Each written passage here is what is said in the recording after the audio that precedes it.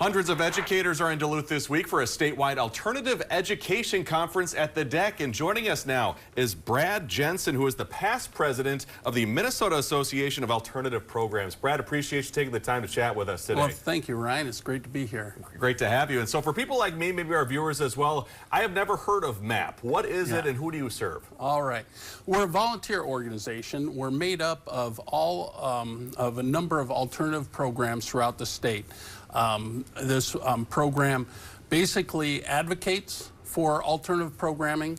We also educate, and that's what we're doing this week at the conference. We're providing education and development for the teachers and administrators of alternative program schools. And then we also advocate or support our students as well.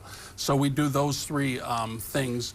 Statewide, 180 organizations, alternative organizations throughout the state. A number of them are members of our group, and it gives us, since alternative schools are very small, sure, it gives us a large statewide organization to step up and advocate for alternative education. What are these alternative programs? What are some examples of those? Examples, they could be within a school district, would have an alternative program, kind of a cutout for students that aren't really succeeding in the mainstream portion of the school. It can be a charter school. It can be a school that has a independent program that does its own alternative education. Again, for students that aren't finding quite the niche in mainstream education. And so it could be a number of those type of schools, large and small.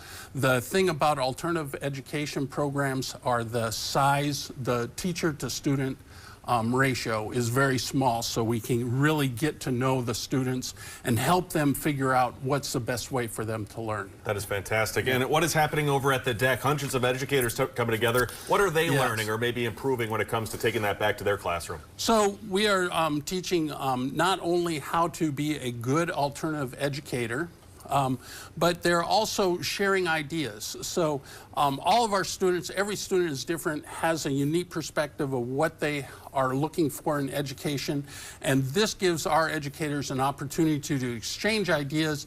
A lot of it is peer-to-peer educating on what is working for students that find themselves in an alternative program. It also helps administrators of alternative programs get together and find out, what it works like for policies and budgeting and things like that. So it just is a good around development, since we are so small and only a few teachers in each organization or each school.